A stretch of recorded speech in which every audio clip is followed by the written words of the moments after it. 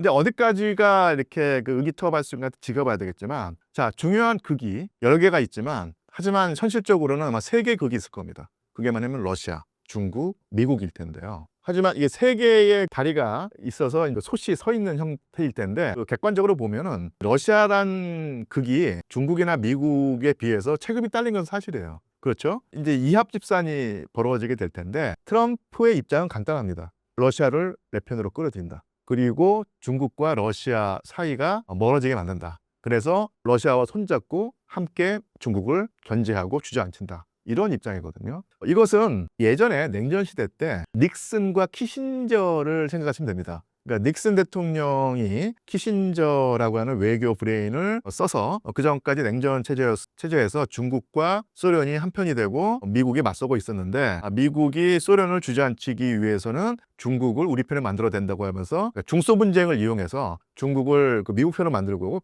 중국도 거기에 호응했던 것이거든요. 그게 20세기 후반의 모습이라고 하면은 이제는 역 키신저, 역 닉슨 구도죠. 중국이 너무 크니까 중국을 견제하기 위해서는 미국이 옛날에 소련이라고 할 수 있는 러시아와 손을 잡는다. 이렇게 되는 것이거든요. 이게 바로 이제 요즘에는 역 닉슨, 역 키신저 구도일 텐데, 이 구도가 과연 실현이 될까는 또 따져봐야 될 듯합니다. 최근에 서방의 저널리스트들이 푸틴의 외무부 장관이라든지 외교 브랜드에게 계속 질문을 했어요. 미국과 손잡고 중국을 압박할 의향이 있느냐. 원래부터 이제 중국과 러시아가 서로 제휴하는 관계였지만, 더더욱더 전쟁을 통해 3년 동안 전쟁을 통해서 더 중국과 러시아가 밀착을 했었죠. 그리고 푸틴 대통령이 2000년에 집권한 이후로 상당히 오랜 동안 시진핑의 집권 기간을 겹칩니다. 그 사이에 시진핑과 푸틴이 때로는 직접, 아니면 어떤 게 화상으로 정상회담을 한 것이 20차례 가까이 돼요. 그만큼 서로 유착관계, 밀착관계거든요. 그런 중국과 이제 거리를 두고 미국과 제휴할 수 있겠냐고 물어봤을 때, 공식적인 러시아 외교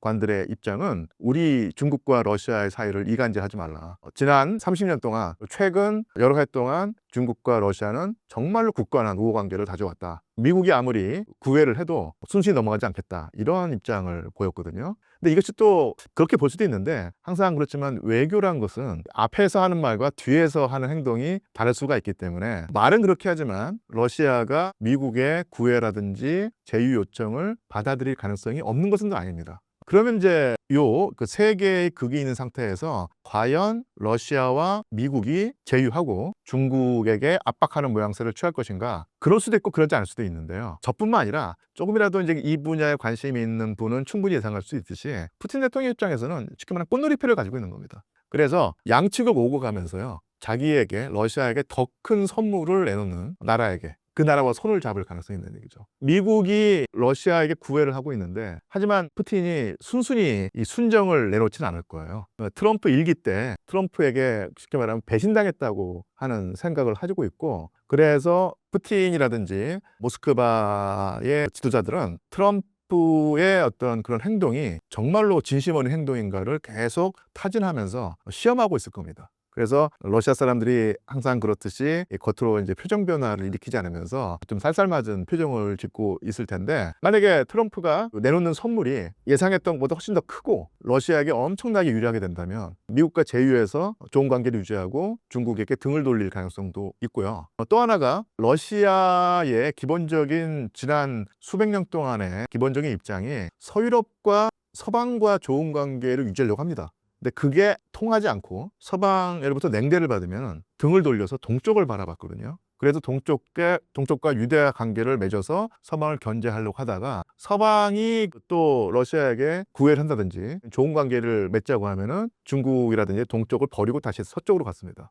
그래서 항상 지난 수백 년 동안에 러시아의 메인 파트너, 그러니까 좋은 관계를 유지하려고 했던 곳은 서방이었고, 동방에 있는 열강들은 하나의 보조적인 이용수단에 불과했는데, 그런 상황처럼 푸틴이 그래도 서방과 지금까지 대립해왔지만 미국이라든지 이쪽이 아주 전향적인 자세를 보인다면 예전처럼 돌아갈 수도 있지 않을까, 이렇게 볼 수 있는데, 그럴 가능성이 있지만 또 한 번 살펴보면요, 그 사이 상당히 큰 변화가 일어났어요. 왜냐하면 왜 러시아가 동방보다는 서방을 더 중시했는가? 왜냐하면 세계 패권 지역이 바로 서방이었기 때문이죠. 근데 그 사이에 최근에 2, 30년 동안에 엄청나게 큰 변화가 일어나서 서방, 더 정확히 하면 서유럽의 어떤 패권은 점점점 축소됐고 흔들리고 있고요. 그 사이에 인도라든지 동아시아라든지 중국의 어떤 지분과 영향력이 어마어마하게 커졌습니다. 그래서 지금 푸틴이 최근 10년 동안 미국에 대항해서 중국과 맺은 어떤 이런 유대 관계가 일시적인 전술 정도의 차원이 아니라 이젠 대전략 차원에서 서방과는 이제 거리를 두고 동방을 지향한다. 근본적인 변화라고 주장을 해왔거든요. 그게 맞다고 하면은 미국이 아무리 구애를 해도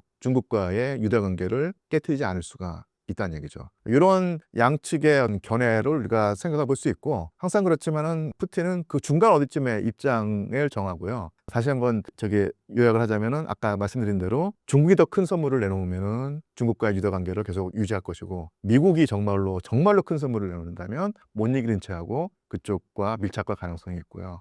이렇게 되겠죠. 그런 의미에서 세계는 미국과 중국이라는 두 극의 어떤 대결로 흘러가지만 그 둘을 견제할 수 있는, 내지는 그 둘 사이에서 균형추를 잡을 수 있는 나라가 이제 러시아가 될 것이고, 그런 의미에서 이 푸틴은 그 상황에 적응하면서 체급은 딸리지만 양편을 오고 가면서 러시아의 국익이랄까, 이것의 영향력을 극대화하려는 자세를 취할 수 있겠죠. 그래서 하여튼 이런 관점을 가지고 이 세 나라의 관계 설정을 보면 우리가 좀 더 많은 것을 알 수 있게 되겠고요. 예, 사실은 뭐 최근에 넷플릭스에서 삼체라고 하는 드라마가 나왔었죠. 원래 중국 소설이었는데 이것을 드라마로 서방에서 만든 것인데, 이 극이 두 개일 때는 사실 이 물리 법칙에 따른 움직임을, 그 운동을 우리가 예측할 수 있는데, 이 세 개의 극이 되면은 정말로 예측 불가능해진다고 하더라고요. 세 개의 극이 어떻게 움직일까는 정말로 이 고찰방정식일 텐데요. 이런 어떤 구도를 염두에 두고 이 급변하는 세계 정세를 분석해야 된다고 생각을 합니다.